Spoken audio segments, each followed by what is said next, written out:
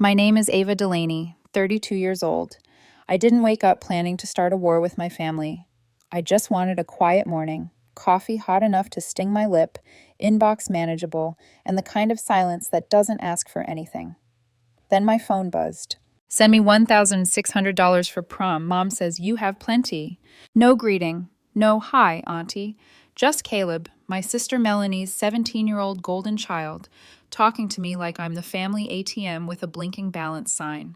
I read it twice because the second sentence cut colder than the first. Mom says, you have plenty. So it wasn't just Caleb's nerve, it was Melanie's voice ventriloquized through him. I could afford it, that wasn't the point. The point was the assumption. The entitlement soft as rot and twice as patient.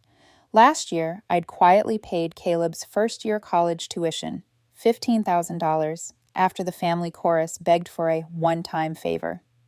Mom, our uncle, even Drew, Melanie's husband, lined up like a choir singing the same note. He just needs a fresh start. You can help. Why wouldn't you? I wrote the check. I told no one what it cost me that wasn't money. I typed back one sentence. Work for it. No explanation. No apology. I hit send and set the phone down like a pot that had finally stopped boiling. For the first time in years, I felt the heat leave my hand. 5 minutes later, Melanie texted me herself. No hello, no context, just pay or you're cut off. Cut off. From what? Her performance reviews? Her seasonal cold shoulders? I stared at the threat and felt something click into place in my head. A small, precise gear engaging. It wasn't anger, it was clarity. Her leverage had always been noise. I didn't have to listen. That night, I logged into my bank and canceled the Autopay I'd been covering for their mortgage. 6 months of payments I never questioned after she told me Drew had emergency surgery and couldn't work. I never saw a hospital bill. I never asked. That was our rhythm. Melanie needed. I gave. Like a metronome. Tick, pay. Tick, forgive.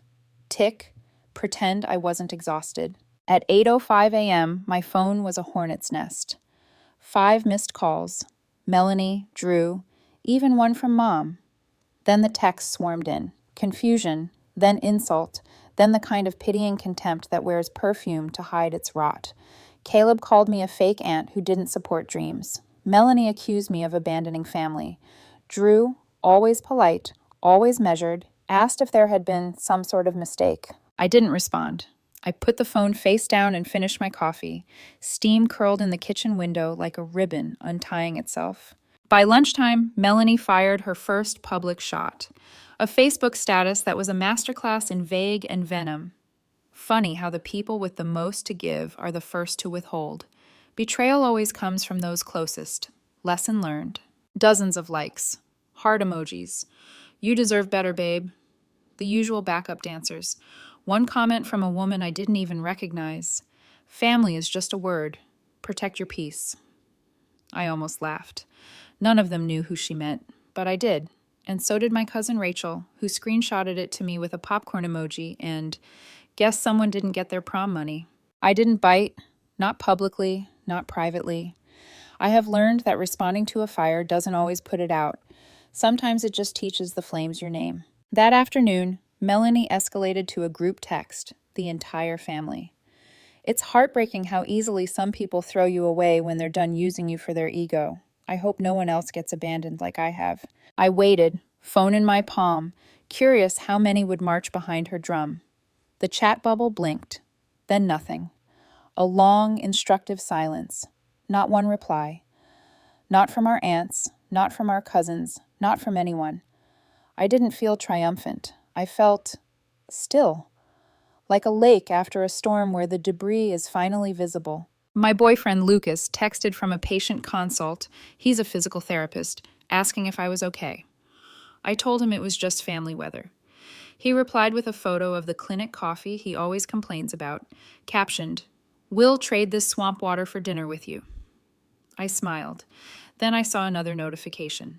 Mia, Lucas's ex, who still orbits our friend group like a slow satellite, had left a sly comment on Melanie's post. Some people love the spotlight more than they love people. Ambiguous enough to wound anyone within earshot.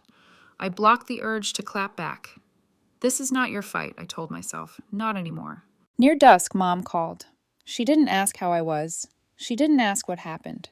She sighed into the receiver like someone sitting on the edge of a bed and said, "Melanie is very upset. She says you humiliated her in front of Caleb and that this has caused a huge rift between him and Drew." "What humiliation?" I said. I told her son to earn his prom money. "I don't want to be in the middle," Mom murmured. "I just wish you two would stop fighting." But this wasn't a fight. Fights happen between equals. This was me drawing a line and Melanie throwing herself against it.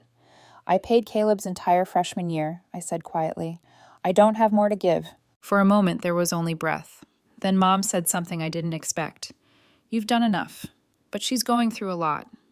It sounded like sympathy, but what I heard was a hairline crack in armor that had always been impenetrable when it came to Melanie. A seam of light. I didn't press it. Some realizations need to bloom alone. After we hung up, I stood in the kitchen and listened to the refrigerator hum. I thought about how many times I'd rewritten the past for Melanie so the present would cost me less. How often I'd called exploitation family. Here's the part I hadn't told anyone. Not Lucas, not Mom, not even Rachel. A month ago, Melanie and I had a call that curdled. What began as a request for textbook money for Caleb soured into a monologue where she insulted everyone, Drew, our cousins, even Mom, calling her a burden who was only useful for holidays and casseroles. I didn't record it to use it. I recorded it because I couldn't believe I was hearing it, and I needed to know if my memory would later protect her. When she raged, she also slipped, mentioning a man she'd been talking to, someone who actually listens, someone from her gym. She laughed when I asked if it was serious. "It's just air," she said. "I deserve air." Air has a way of feeding fires. I didn't plan to tell Drew. For years I told myself it wasn't my place. But when she called me the enemy of the family, when she hoisted the megaphone of social media to paint me as a villain after I had bankrolled her life, I felt the weight of a truth I might one day have to set down between us. Not to punish her. To stop her from rewriting reality so completely that everyone got burned. My phone lit again. A voicemail from Drew, voice careful and steady. "Hey, I saw the mortgage payment didn't go through. Is everything okay?" He deserved an answer. He deserved the truth. I didn't call him back. Not yet. Not because I was unsure, but because I wanted to be sure I wasn't acting out of spite. Spite is loud and brief. Truth is quiet and permanent. I needed to know which one was steering my hand. Outside, the neighborhood dimmed, porch lights blinking on like watchful eyes. I put my phone on the counter, face up this time. I made dinner for one and ate standing, as if sitting down would make everything too real. When I was done, I washed the plate until it squeaked, then dried it to a clean shine. I don't know what tomorrow will ask of me. I only know the rhythm has changed. The metronome is broken, and somewhere in the dark, I can hear the house of cards beginning to rearrange itself, quieter than an apology, louder than a lie. The last thing I did before bed was open my banking app, scroll past the canceled Autopay, and close it again. A gesture as simple and final as a door clicking shut. On my nightstand, my phone buzzed once more. A new text from Melanie. "You think this is over? You made yourself the enemy of the family." If that's the story she needs to tell, she can keep it. I'm done auditioning for her roles. I turned the phone face down and the room went dark. The kind of dark that finally felt like rest. When I woke up the next morning, my phone was silent for the first time in days. No calls, no accusations, no pity posts with vague Bible verses, just quiet. But quiet doesn't always mean peace. Sometimes it's just the breath before the next storm. By mid-afternoon it came, a voicemail from Drew. His tone was steady, polite as always. "Hey, Ava, I saw the mortgage payment didn't go through. Is everything okay?" That was Drew in a nutshell. Calm even when the floor was splitting under him. He didn't sound angry, just lost. Like a man who had realized too late he'd been living in someone else's story. I replayed the voicemail twice, coffee untouched beside me. I knew what I was holding. Not money, but knowledge. A truth that could scorch the whole landscape if I let it. For years, I had chosen silence. But after Melanie's threats, her Facebook martyrdom, and that group text ambush, something inside me had shifted. I didn't want revenge. I wanted gravity. Something real enough to stop her spinning lies. Still, I waited until evening before I called Drew back. When he answered, his voice was tight, almost mechanical. "So, the Autopay?" "I canceled it," I said. No apology, just fact. I've been paying it for months. It's not my job anymore. There was a pause. That small, loaded silence when someone decides how honest they're willing to be. I get it, he finally said. I didn't realize how much pressure Melanie was putting on you. She made it sound like you offered. That's her specialty, I said softly, rewriting generosity as obligation. He exhaled, the sound ragged at the edges. Then, is there something else I should know? And there it was, the moment I had been dreading and expecting in equal measure. Yes, I said carefully, but I'm not sure it should come from me. What does that mean? It means there are things she's said and done that aren't my secrets to keep anymore. I think you should ask her about the nights she said she was at yoga, and about the guy from her gym. The silence on the other end was thick enough to taste. When Drew finally spoke, his voice had changed. Lower, steadier, stripped of disbelief. Thank you. He didn't ask for proof. He didn't need to. Some truths live in the pause after the sentence, not the sentence itself. We hung up without goodbyes. An hour later, Melanie called me 5 times in a row. I didn't answer. Then the texts came in rapid bursts. What did you say to Drew? Why are you doing this? You don't know the whole story. You just blew up my life. Are you happy now? I stared at the screen until her words blurred together. For the first time in our lives, Melanie wasn't performing. She was panicking. I didn't reply. Some silences weigh more than any sentence could. That night, my cousin Rachel called, whispering like she was sharing state secrets. So Drew knows. How? I asked, playing dumb. Because Melanie's been calling everyone in tears. Said you turned him against her. Ava, she sounds terrified. Maybe she should be, I said quietly. For once. Rachel didn't laugh. You did the right thing. Did I? The question hummed inside me long after we hung up. Right and wrong felt like slippery concepts in families like ours. They bent, depending on who was crying louder. 2 days later, the narrative shifted again. This time, in my favor. My Aunt Joan, Mom's sister, texted me for the first time in months. Heard what happened. I'm proud of you for standing up for yourself. Then Ellie, one of our cousins, messaged. About time someone called Melanie out. She's been playing the victim for years. And then, the biggest surprise, Dad called. He rarely got involved in the sister drama, as he called it, but his voice that night carried a quiet authority. I'm hosting dinner next weekend, he said. Everyone's invited, except Melanie. I didn't ask why. I didn't need to. For years, Melanie had been the golden child. Charming, dramatic, perpetually misunderstood. The family always forgave her chaos because she made them feel needed. But now, even Dad had stopped buying tickets to her show. After the call, Lucas came over with takeout.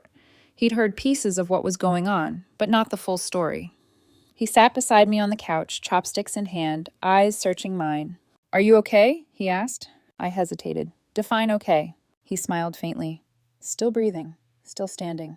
Then yes, barely. He reached for my hand.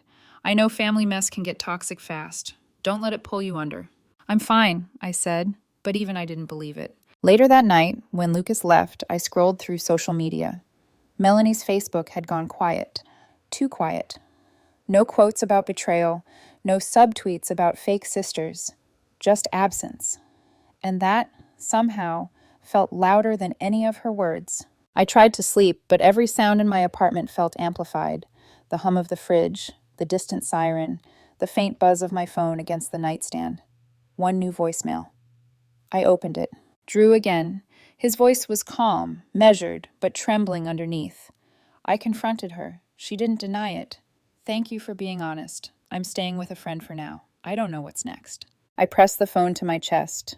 For the first time in this whole mess, I didn't feel vindicated, just sad.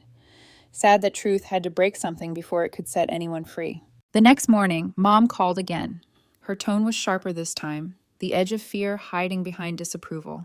What did you tell Drew? She demanded. Only what he needed to know. He says he's left the house. Melanie's a wreck. She's been wrecking herself for years, I said, my patience gone. I just stopped cushioning the fall. Mom went quiet, then softly. You sound just like your father. For once, that didn't feel like an insult. Before hanging up, she added, You should come to dinner Sunday. Your dad would like that. I promised I would. But part of me knew Melanie wouldn't let silence stay for long. She'd always been a master of spectacle. And when a performer loses her audience, the next act is usually desperate. I looked at my phone one last time before bed. No new messages. Just that last unread text from Melanie. You made yourself the enemy of the family. Maybe, but enemies don't pay mortgages, and sisters don't weaponize gratitude. I closed my eyes and whispered into the dark. This isn't war, this is freedom. It was barely sunrise when my phone buzzed again. This time, an unknown number. I let it go to voicemail. I wasn't ready for another explosion. Minutes later, the transcription appeared on my screen. Aunt Ava, it's me, Caleb. I really need to talk to you. Things are bad here. Dad's not home. Mom's been yelling a lot, and she told me Grandma's dead to her. Please, can you call me back? I read it twice, my stomach tightening. Caleb, the same kid who once texted me like I was his personal bank app, who'd called me a fake aunt. Now his voice cracked with fear instead of arrogance. I called him back before I could change my mind. He picked up instantly. Aunt Ava? His voice was small, almost childlike. Nothing like the cocky teenager from a week ago. Hey, Caleb, I said gently. I'm here. What's going on? He exhaled shakily. Dad's gone. He left 2 nights ago. They've been fighting for days. He took his clothes, some papers from the office, the mortgage, taxes, even their prenup. Mom's been screaming, crying, then just quiet. I don't know what to do. I leaned back in my chair, feeling the cold press of truth settle. Drew wasn't just gone. He was preparing for a divorce. Are you safe right now? I asked. I guess. She's just different. She barely eats. Keeps muttering about you ruining everything. I swallowed hard. You didn't ruin anything, Caleb. None of this is your fault. There was silence on the other end. Then he whispered, She said you're the reason Dad left, that you poisoned him. I almost laughed. Not because it was funny, but because it was so painfully predictable. No, Caleb, your dad left because he got tired of living in her performance. He didn't answer, just breathed heavily. Then, quietly, I don't care about the tuition anymore. I just want out. That one sentence broke something in me, a sadness sharp and clean. I know, I said softly. Then do better. Start with honesty, for yourself. After we hung up, I sat there for a long time, staring at the blank wall across from me. My hands trembled. I thought of the $15,000 I'd paid for his college, how I'd called it love when it was really penance. A way to buy peace. But peace you buy doesn't last. That evening, I made the hardest decision yet. I logged into the tuition portal, found the transaction labeled Delaney Family Contribution, and hit Rescind Payment. A warning message popped up. Are you sure? This action cannot be undone. Yes, I thought, that's the point. The next night, Caleb called again. Panicked. Aunt Ava, the school just emailed me. My payment bounced. What happened? Actions have consequences, I said calmly. It's time your mom learns that. He didn't argue, just whispered, okay, before hanging up. By morning, the fallout had started. Melanie's social media accounts, Facebook, Instagram, even her Pinterest full of motivational quotes, were gone, deleted. That silence, that digital void, was her tell. When she vanished online, it meant she was cornered. Around noon, my cousin Ellie called, her voice low like she was narrating breaking news.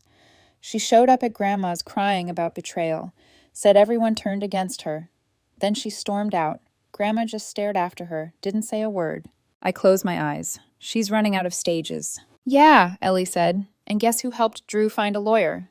Who? Me, she said with a grin in her voice. He called for advice, and I gave him my coworker's contact. Family law, one of the best. For a second, I didn't know whether to laugh or cry. Melanie, who used to mock Ellie for never being ambitious enough, was now being quietly dismantled by the same cousin she belittled for years. Thank you, Ellie, I said quietly. You did the right thing. That night, Lucas came over again. He brought dinner, his version of comfort food, overcooked pasta, a bottle of cheap wine, and a warm smile. You've been quiet all week, he said, pouring me a glass. What's going on? Melanie's marriage is collapsing. Drew's left. Caleb called me begging for help. He froze. I didn't interfere, I said quickly. Not this time. I just stopped covering for her. Lucas nodded slowly. Good. It's not your job to fix her. I wanted to believe that, but some part of me still felt heavy, like guilt that refused to let go. He reached over, his hand covering mine. You know, sometimes protecting yourself looks like cruelty to people who've always benefited from your kindness. That line stuck with me long after he left. The next morning, Dad called again. We're still on for dinner tomorrow, he said. Everyone's coming, except Melanie. Good, I said, then hesitated. How's Mom handling all this? She's quiet, he replied, maybe realizing she doesn't have to keep defending someone who doesn't defend her. The words hit deep. For the first time, I wondered if maybe this chaos was necessary, like a forest fire that destroys, then makes room for something honest to grow. That night, I dreamed about our childhood. Melanie and I in our old backyard, her crying because she lost a doll. I gave her mine, even though it was my favorite. She smiled, hugged me, then ran off to show everyone the doll Dad bought her. I stood there, forgotten, even back then. I woke up at 3 a.m. with tears drying on my cheeks and a question I couldn't shake. How many times had I mistaken sacrifice for love? By dawn, I had my answer. Enough times to finally stop. Sunday arrived with the kind of uneasy calm that feels rehearsed, like the air itself knew a storm had just passed but wasn't sure whether to trust the quiet. Dad's dinner was set for 6 p.m. sharp, his way of saying, "We're moving on." When I pulled into the driveway, I noticed the porch light was already on, even though the sun hadn't set yet, something Mom only did when she wanted everything to look welcoming. It felt strange, seeing that same light without Melanie's car parked nearby. Inside, the smell of roasted chicken and thyme hit me like memory itself. I'd grown up on this, the scent of family dinners, where everyone smiled just enough to hide the tension simmering underneath. But this time there was no tension, no tight smiles, no one walking on eggshells, waiting for Melanie's next dramatic entrance. For the first time in years, it felt peaceful. Mom greeted me with a hug that lingered just a little too long, like she was afraid I might vanish too. "You look tired," she said softly, but stronger. I smiled faintly. I think I finally am. Dinner started quiet, the usual chatter about weather, work, traffic. Then Dad, ever the peacemaker, raised his glass. To family, the ones who stay when things get hard. Everyone echoed the toast, some with small, knowing smiles. We all knew what and who he meant. Later, while washing dishes, Mom stood beside me at the sink. For a while, we didn't speak. The clinking of plates was the only sound between us. Then, in a voice almost too soft to hear, she said terrible things about me, didn't she?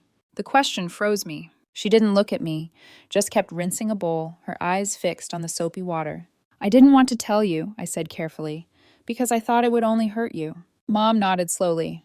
"It hurts more not knowing." I hesitated, then said quietly, "She called you a burden, said you were only useful on holidays."